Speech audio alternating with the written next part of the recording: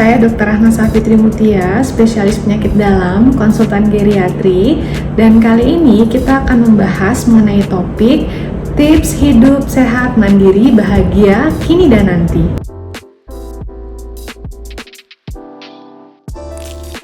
Masa tua yang berkualitas seringkali dihubungkan dengan kondisi yang kita sebut successful aging. Nah, successful aging ini adalah kondisi di mana seorang lansia masih dapat mempertahankan baik faktor fisik fisiologis maupun psikisnya, serta masih dapat mempertahankan kemampuan-kemampuan positif yang ada di dalam dirinya. Nah, successful aging ini meliputi baik aspek fisik, psikis, sosial, spiritual, maupun budaya.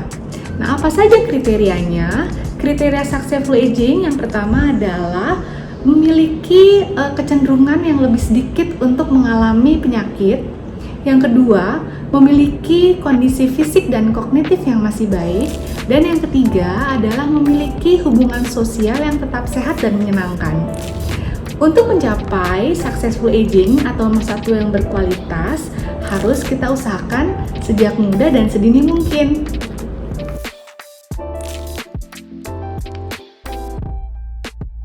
Yang pertama adalah memulai sedini mungkin pencegahan terhadap penyakit maupun kecacatan.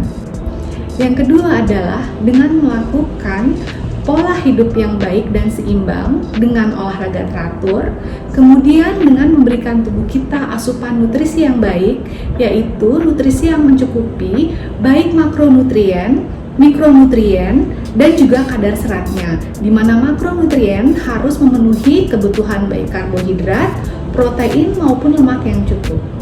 Dan yang ketiga adalah mempersiapkan dana pensiun ketika kita mencapai masa usia lanjut. Dan yang terakhir dan tidak kalah pentingnya adalah selalu meningkatkan spiritualitas kita.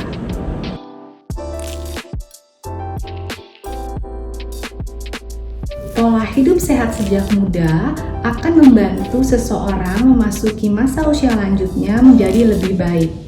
Memang secara fisiologis akan terjadi penurunan berbagai sistem organ pada saat seseorang memasuki usia lanjut. Namun dengan pola hidup yang baik, seseorang lansia akan tetap dalam keadaan fit dan bugar. Nah, pola hidup sehat yang harus kita mulai dari sekarang adalah bagaimana menjaga agar asupan makanan kita mencukupi baik makronutrien maupun mikronutrien yang berkualitas dan juga lengkap.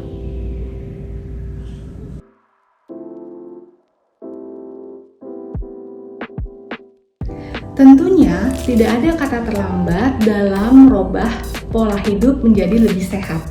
Dan pola hidup sehat yang dianjurkan adalah yang pertama dengan melakukan aktivitas fisik secara teratur, yaitu olahraga, kemudian memberikan badan kita asupan nutrisi yang cukup terkait dengan asupan makro dan mikronutrien yang lengkap dan berkualitas, kemudian memberikan tubuh kita istirahat yang cukup, yaitu istirahat minimal 6-8 jam sehari, kemudian asupan cairan yang cukup minimal 8 gelas sehari, menghindari konsumsi alkohol, menghindari rokok, melakukan pencegahan penyakit melalui vaksinasi, kemudian tetap melakukan hobi yang diminati, tetap membangun hubungan sosial yang baik, yang sehat dan menyenangkan, dan yang penting adalah juga tetap meningkatkan tingkat spiritualitas kita menurut kepercayaan masing-masing.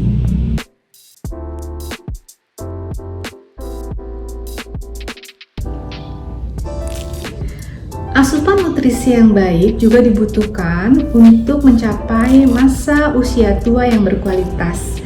Nutrisi yang seperti apa yang dibutuhkan?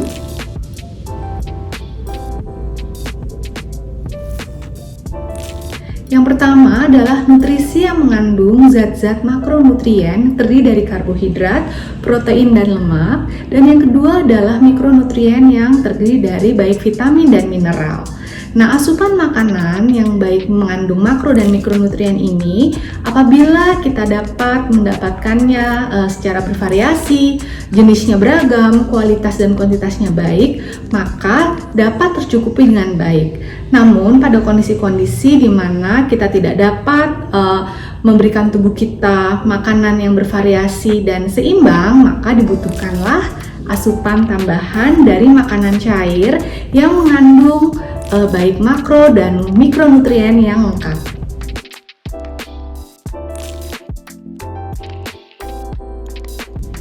Baik asupan nutrisi yang berupa makronutrien maupun mikronutrien harus dapat kita cukupi.